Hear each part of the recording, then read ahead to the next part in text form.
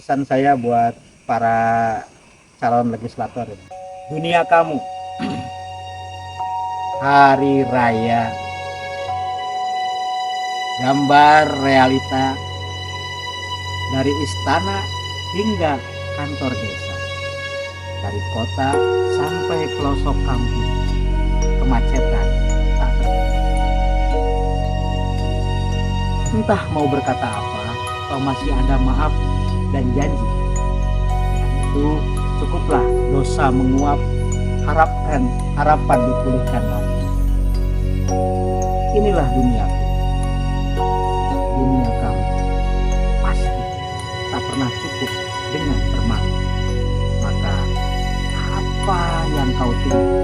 Unjuk suara, buktikan segala bela, dan ku yakin kau pasti bisa.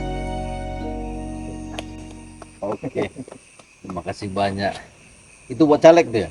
Caleg. Buat Jadi caleg itu calegnya jangan mengejar kepentingan pribadi saja. Iya, iya.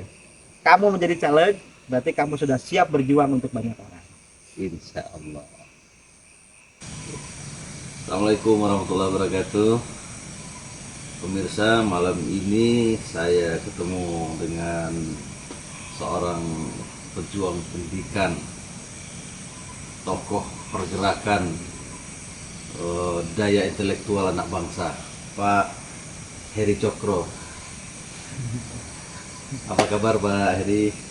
Baik, alhamdulillah. Saya kenal Pak Heri ini, Mas Cokro ini lebih kurang 5 tahun yang lalu Pak ya. Lebih kurang 5 tahun yang lalu Pak. Di sebuah lembah itu. SMK Sirajul Huda 3. Cerita Pak gimana itu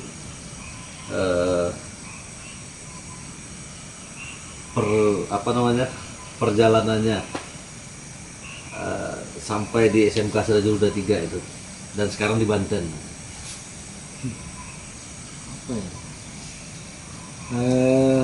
Pak Eko ini aneh orang. Jadi kalau kita tidak siap ataupun apapun gitu, suka nembak. Suka nembak. Tiba-tiba baru selesai sholat sudah ada kamera di situ. Jadi nggak bisa kemana pergi kan. Cuman ya nggak apa-apa lah, namanya juga berteman. Saya sebetulnya datang ke Bogor ini dulu melihat ketika aktif di organisasi ya, dulu melihat di dinas pendidikan itu ada sebuah data ya yang mengatakan bahwa Jawa Barat ini salah satu daerah yang tingkat pendidikannya itu rendah. Tingkat kesuksesan pendidikannya itu rendah. Nah, saya sebagai orang Bandung saat itu ya merasa masa sih gitu. Padahal kan kita dekat dengan ibu kota, potensi daerah, potensi alam, potensi SDM juga sangat lengkap gitu. Kenapa ada hal seperti ini? Itu salah satu daerah juga yang saat itu dianggap sebagai tingkat kesepalan yang tinggi adalah Kabupaten Bogor. Jadi Kabupaten Bogor statistik pendidikannya baru kelas 2 SMP ya. Nah itu makanya ada keresahan di situ. Ada keresahan, sementara kita kan juga alumni dari sebuah universitas pendidikan, Negeri Yogyakarta UNY, Jurusan seni rupa saat itu. Terus saya aktif di Jakarta pada saat itu. Akhirnya kenapa sih memanfaatkan ijazah yang kita punya untuk mengabdi di dunia pendidikan. Pak Cokro ini aktif di organisasi apa nih? Ya saat itu Himpunan Mahasiswa Islam. Oh, HMI. Nah, sampailah ke tingkat KBHMI gitu kan. Nah, kita kan agak kaget juga orang daerah berangkat dari Jogja, aktif di HMI sampai ke tingkat HMI, terus menyaksikan data yang seperti itu. Berangkat dari kuliah di Jogja, asli Bandung. Dapat istri orang Jogja. Dapat istri orang Jogja, kenang-kenangan dari Jogja. Nah itu. Jadi saya memantapkan diri untuk mencoba aktif di Kabupaten Bogor ya saat itu, karena kebetulan ada yang teman yang mengajak juga untuk membuat sekolah untuk orang-orang yang tidak mampu di daerah Bermis Cigombong. Oh, di Gombong. Di situ hanya Itu dari Gombong, Sukabumi, ya perbatasan Bermis, perbatasan dengan Cigombong Sukabumi. tapi masuknya ke Kabupaten Bogor. Awalnya di situ. Ya jalannya juga hancur saat itu karena Bogor sama Sukabumi tarik-tarikan. Sebelah sini Bogor, seberang jalan Sukabumi gitu. Oh iya. Nah, jadi hampir tidak ini pada saat itu. Tahun berapa itu Pak? Tahun 2005 Pak. Itu sudah 2004 menikah. lah 2004. Itu sendiri masih bujangan atau Masih sudah? bujang. Oh, masih bujangan. Masih bujang. Oh, iya. Nah, saya aktif di situ membangun semacam tempat-tempat buat sekolah-sekolah informal gitu ya, mengajak anak-anak kampung untuk mengaji dulu, karena di situ ada masjid namanya Masjid Bagus Salam gitu. Masjidnya hampir runtuh, Oh, belum sekolah itu. belum sekolah ya, jadi kita jadikan itu tempat Pusat kegiatan belajar masyarakat gitu. awalnya.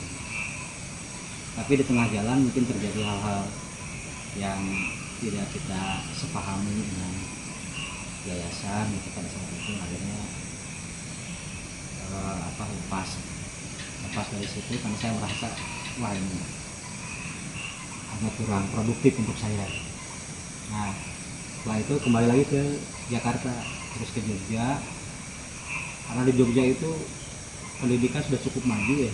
Iya. Jadi kemampuan kita itu kayaknya tidak Tidak terberdayakan dengan baik lah.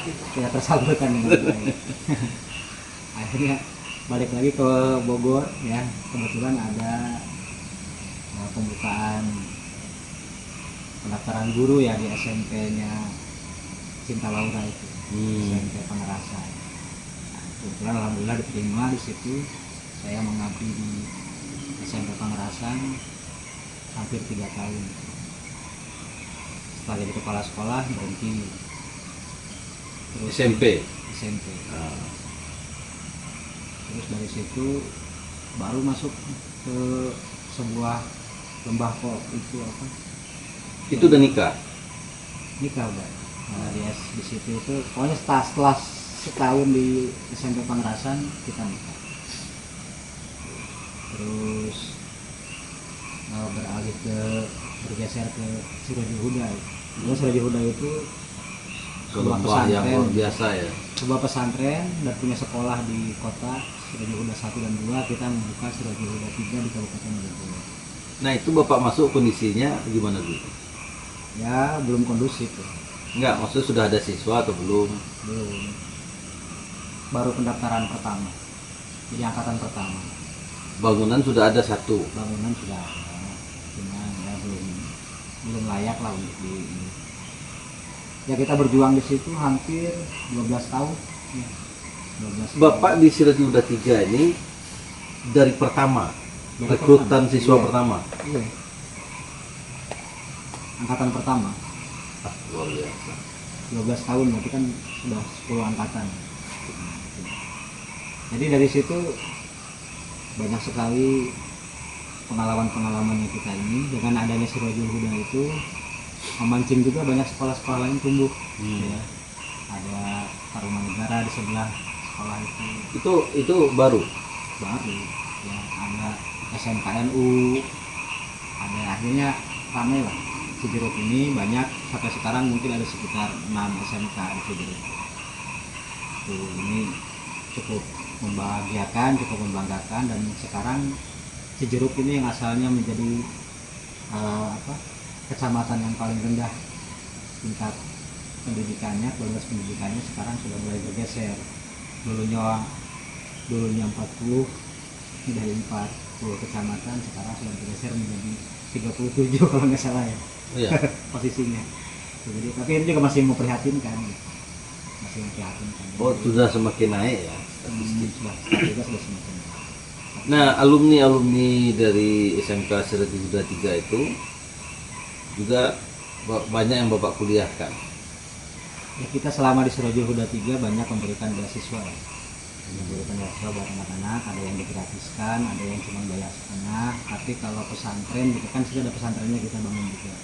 Jadi selain sekolah ada pesantren yang mirip boarding school, tapi hanya orang-orang yang mau saja, mau pesantren di situ. Dan itu biasanya kita berikan beasiswa kepada anak-anak yang pesantren itu. Jadi SPP-nya ada yang dibebaskan, ada yang cuma bayar setengah. Itulah alhamdulillah. Jadi sampai nggak terasa 10 angkatan sudah terbentuk, dan banyak juga siswa-siswi kita yang sekarang Yang ngabdi ngajar juga di sana. mengajar di situ. Ada juga yang di SMP, ada yang di SD, ada yang di sekitar sekolah-sekolah di sekitar ini ya, di sekitar Cijeruk.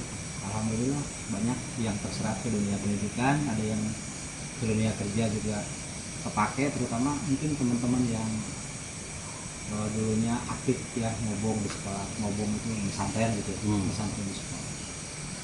Jadi didikan perih pahitnya itu sekarang bisa mereka terapkan, dan mereka menjadi orang anak-anak yang ya apalah tahan banting, ulat tekun gitu. Dan kita juga memberikan kemudahan serta beasiswa kepada para alumni yang mau melanjutkan kuliah gitu. Sampai sekarang masih berjalan gitu ya.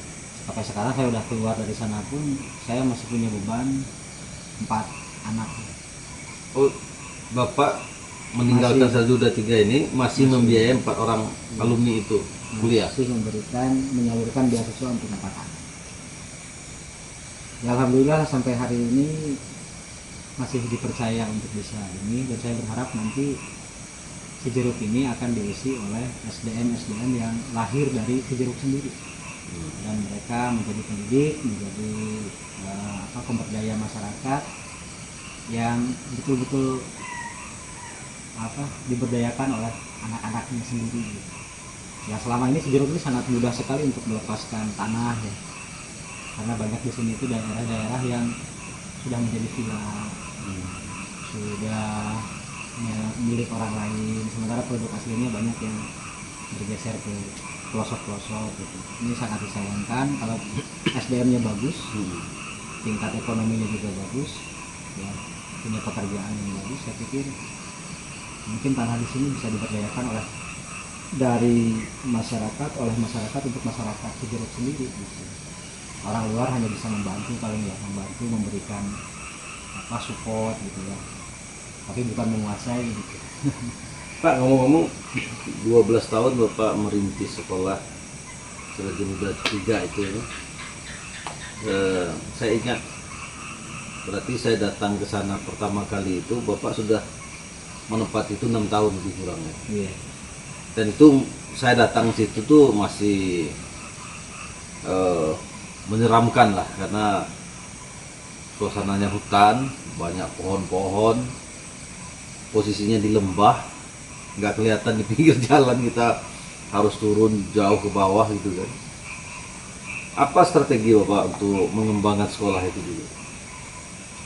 Iya, karena kita ini guru seni ya, jadi ketika saya memimpin SMK Sirajul Huda 3 itu seni kita munculkan, kebetulan di sini di Bogor ini agak kering dengan kesenian, terutama kesenian yang bersifat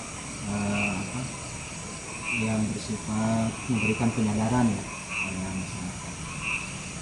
Jadi kita banyak mencoba mengangkat teater ya. Bapak basicnya di teater juga ya? Enggak, saya basicnya seni rupa. Basic seni rupa. Coba mengangkat teater, dengan teater itu alhamdulillah anak-anak bisa muncul ke permukaan gitu ya. bahkan dipercaya oleh Dinas Pendidikan Kabupaten menyelenggarakan banyak event-event penting ya seperti Hari Pendidikan Nasional, bahkan oleh institusi TNI juga ya, Pramuka gitu. Pramuka juga menyalakan event penting seperti ulang tahun Pramuka, ulang tahun TNI dan sebagainya. Itu membuat anak-anak ini memiliki rasa percaya diri yang tinggi bahwa mereka walaupun berangkat dari kampung, mereka bisa menunjukkan eksistensi mereka di hadapan bupati. Dia punya kemampuan lain lah ya, Kemampuan selain lain. pendidikan. Ya, pernah saya bawa ke Jakarta, pernah ke Bandung, pernah ke ini mewakili Kabupaten Bogor. Alhamdulillah sambutannya sangat luar biasa dan anak-anak punya rasa percaya diri yang tinggi. Nah, anak-anak yang punya rasa percaya diri yang tinggi ini pada akhirnya memiliki sikap mental juga yang positif. Sikap mental yang positif ini adalah modalitas yang bagus untuk mereka bisa berkembang lebih bagus lagi di masa yang akan datang dengan kemampuan dan rasa percaya diri yang mereka miliki. Mereka menjadi manusia pembelajar, menjadi manusia yang terposeliro ya, mengerti situasi, paham kondisi dan bisa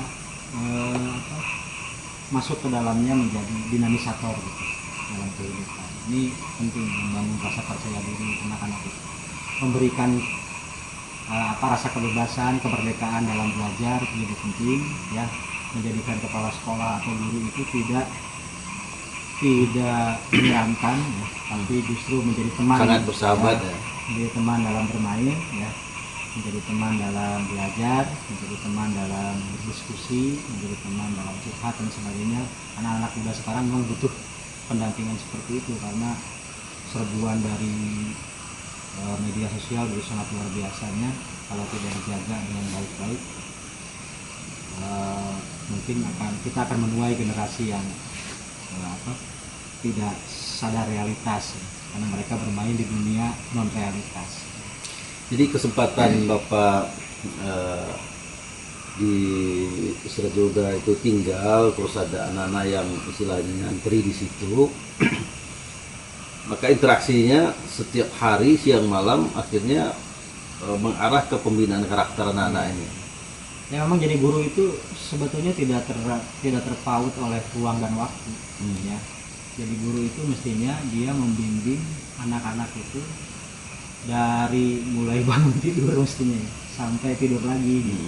Seperti di pesantren-pesantren kita yang pesantren tradisional itu penting juga membangun karakter anak itu. Kalau guru hanya sekedar mengajar setelah itu pulang, saya pikir mereka tidak menanamkan karakter ya. Tapi mereka mungkin menanamkan pengetahuan iya, tapi menanamkan karakter sampai menjadi sikap mental yang positif itu agak sulit. Walaupun kita gembar-gembor sekarang ada pendidikan karakter, pendidikan merdeka dan sebagainya, tapi kalau dedikasi seorang guru tidak 24 jam agak susah juga gitu. Agak susah juga membangun karakter seperti itu. Anak-anak didik itu harus kita anggap sebagai anak-anak kita sendiri. Bagaimana kita mendidik anak kita sendiri, menemani mereka dari mulai tidak tahu apa-apa sampai bertumbuh berkembang dalam bimbingan kita, itu sudah luar biasa. Pak, jadi kembali ke salah satu strategi Bapak dalam mengembangkan sekolah itu, jadi pembinaan dalam bidang seni ini menjadi salah satu media promosi sekolah akhirnya ya. Karena ketika menjelang tahun ajaran baru, saya ingat Bapak selalu membawa anak-anak Serajoda 3 melakukan pentas seni ke SMP itu rekrutmen yang baru. Iya, jadi salah satunya seni itu bisa dijadikan sebagai media untuk sosialisasi, menyampaikan gagasan, menyampaikan perasaan, mengekspresikan diri dan sebagainya. Itu kalau saya memang haluannya bukan seni untuk seni, tapi seni untuk pendidikan atau sesuatu yang lebih baik, untuk membangun karakter anak terutama. Dengan kesenian kita bisa membongkar rasa tidak percaya diri anak, kita bisa membongkar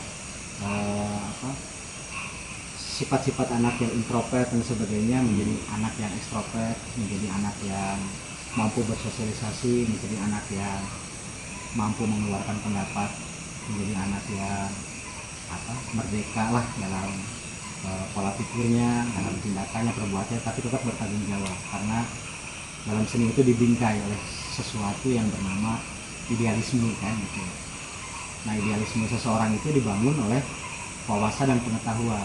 Nah ketika mereka dihadapkan, ketika latihan ya dihadapkan dengan realitas sosial, ada masyarakat miskin, ada masyarakat yang tertindas, ada masyarakat yang itu, nanti dari situ muncul ide-ide untuk membuat karya, mengangkat suara-suara masyarakat yang terpinggirkan itu.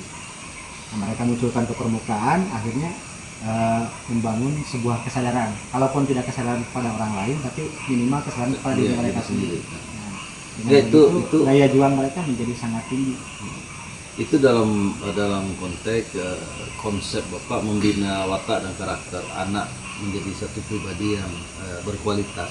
Nah, dalam konteks mengembangkan sekolah, maksud saya ini dalam sebuah manajemen pendidikan, begitu populernya Seraja Huda 3 selama ini ketika Bapak memimpin sekolah itu. Selain bidang seni itu, apalagi strategi Bapak mengembangkan sekolah ketika itu? Saya lebih ke ini ya, mengangkat karya-karya anak ya, karena kebetulan jurusannya multimedia ya. Jadi kita juga membuat film, membuat iklan, membuat apapun yang kita share di media sosial juga. Oh, jadi dimunculkan Ya, semua potensi itu. Munculkan potensi itu sehingga anak-anak kita selama ini mungkin tidak dianggap sebagai orang yang mampu Ya, karena anak kampung lah gitu. bermain film. Ternyata ketika diberikan kesempatan mereka bisa total. Iya. Bisa total, bisa itu salah satu strategi yang untuk memunculkan eksistensi.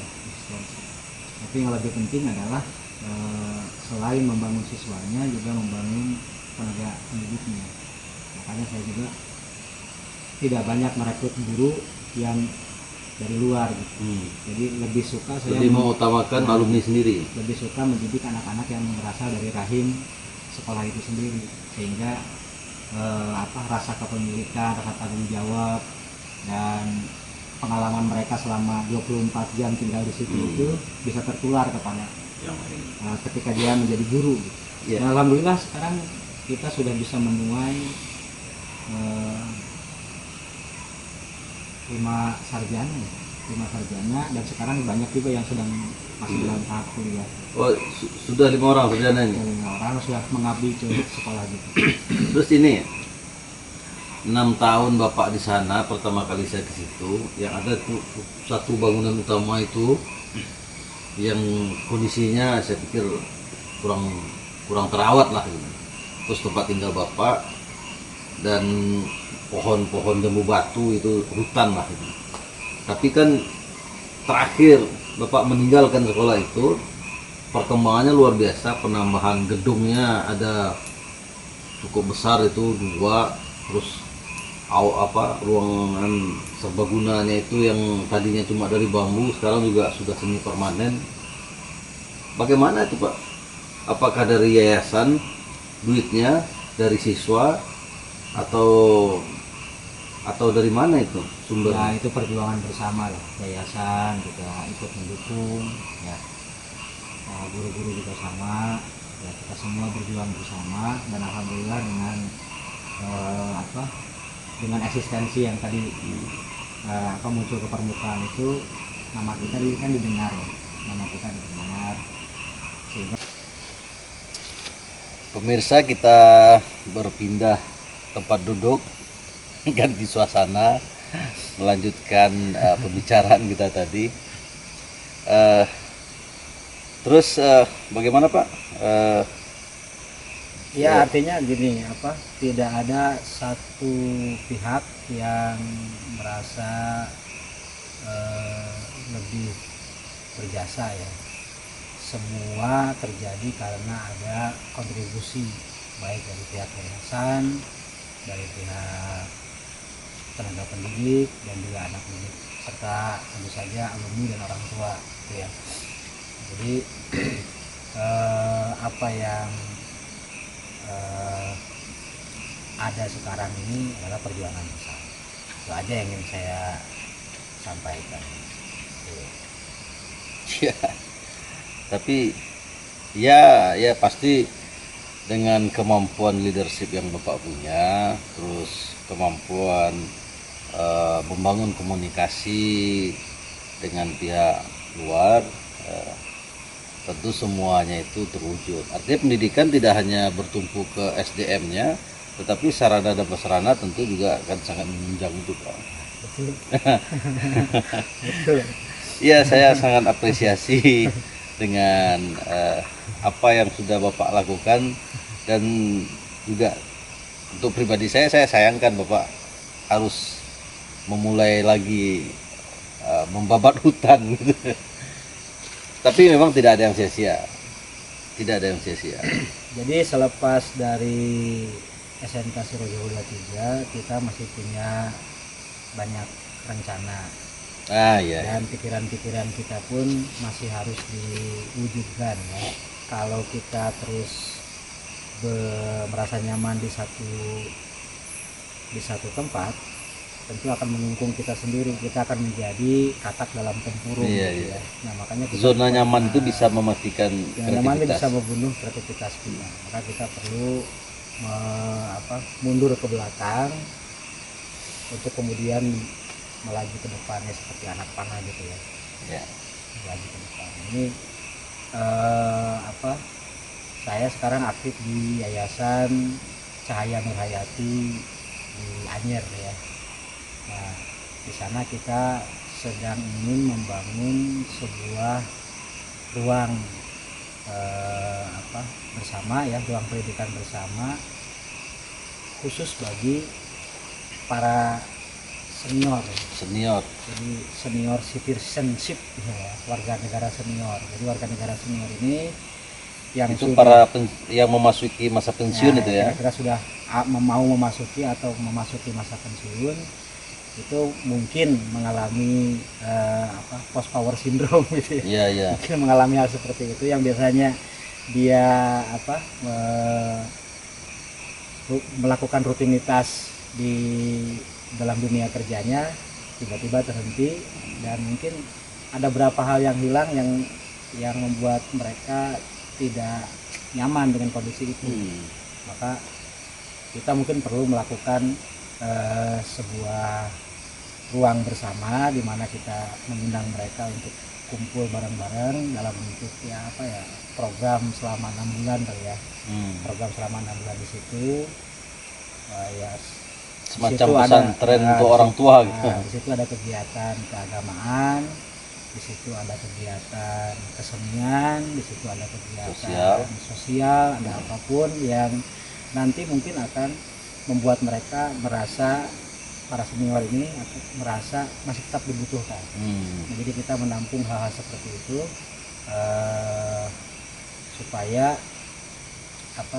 tidak terjadi ketika warga senior yang sangat luar biasa jasanya untuk bangsa dan negara ini tidak lesu ya ketika sudah memasuki masa pensiun, tapi justru Tetap dia bisa aktif ya. tetap produktif gitu. Nah, dengan apalagi dengan berkumpul bersama bareng-bareng dari semua departemen, dari semua cakupan kerjanya gitu, ngumpul di situ semua dengan pikiran-pikiran yang sudah mumpuni semuanya, ngumpul di situ semuanya, mungkin bisa terjadi sesuatu hal-hal yang sangat luar biasa yang bisa kita lakukan untuk kebaikan bangsa dan negara kita. Selain itu juga kita juga di sana ingin membangun pesantren untuk anak-anak yang yatim piatu. Ya, yatim piatu ada program tahfiz Quran ya, mempelajari kitab, dan ya tentu saja mempelajari tentang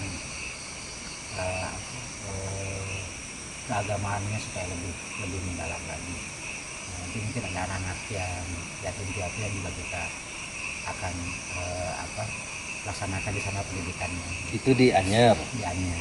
Nah, di Cijeruk ini sendiri tentu masih ada PR yang belum selesai, yang mesti untuk merajut para alumni tadi atau SDM yang sudah dibangun, relasi yang sudah dibangun, tentu masih ada di sini dong. Ya, ada ya hal keinginan seperti itu.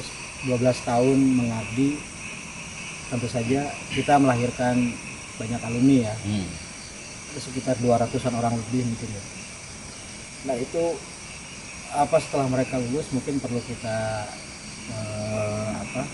kumpulkan lagi dalam sebuah wadah ya, makanya saya membentuk Yayasan Daya Putra Bangsa ini sekaligus mengoreksi tadi yang awal itu ya, daya apa tadi?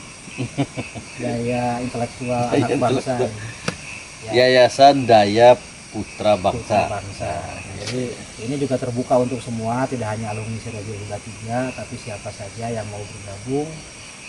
Kita coba membuat diri kita lebih berdaya dan memiliki kemampuan untuk memberdayakan gitu ya. Jadi di sini kita juga, yayasan ini nanti akan bergerak di segala macam bidang-bidang kehidupan seperti sosial, ekonomi, politik, budaya gitu ya, seni gitu, kesehatan bahkan gitu ya, untuk bisa mengangkat potensi-potensi anak-anak yang baru lulus atau belum dapat pekerjaan untuk bisa mandiri ya, untuk bisa mandiri, memperdayakan dirinya sendiri, keluarganya dan juga masyarakat sekitarnya. Mudah-mudahan dengan beberapa program yang akan kita buat ke depan itu bisa berjalan dengan baik. Ini kita sudah melaksanakan 2 program untuk baru dibentuk 4 bulan yang lalu. Kita sudah melaksanakan kegiatan santunan yatim ya kemarin ini, dan juga membina kegiatan literasi ya, bekerjasama dengan gerakan peduli literasi Cijeruk ya. Oh itu berjalan sekarang literasi sudah berjalan. ada beberapa titik pojok baca yang sudah kita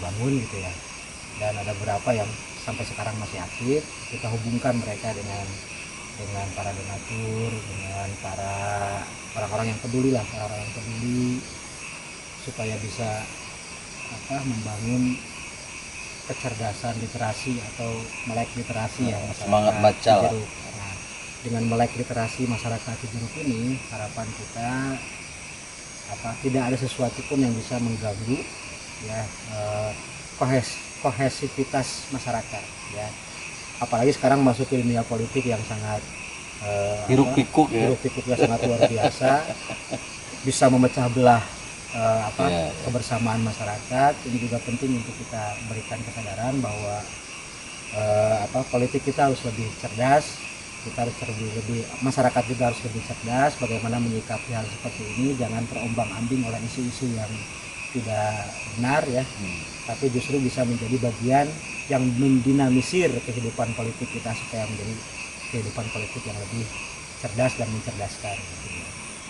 Ya, kalau masyarakat masih permisif dengan perilaku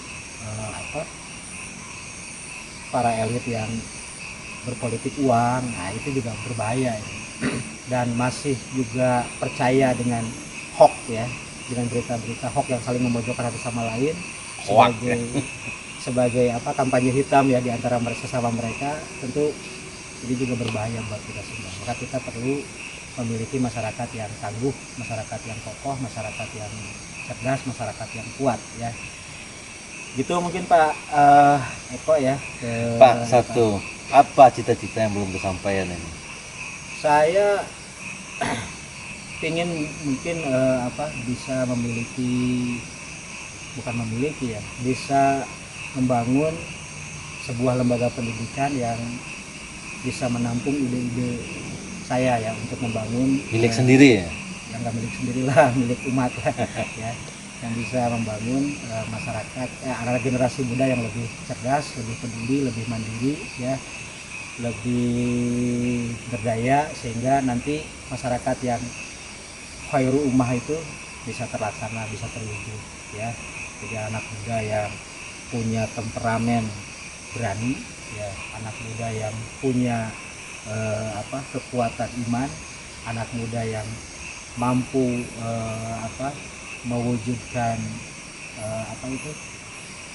akhlak ya, akhlak yang karim ya, akhlak karimah atau akhlak yang mulia di masyarakatnya, dan dia yang berdaya sehingga dia bisa mempunyai kekuatan ekonomi, dan dia yang memiliki kemampuan dan kemauan untuk bisa menjadi penguasa di wilayahnya masing-masing. Iya. Ya, Jadi ini sebenarnya idealis ini terpengaruh oleh HMI ini.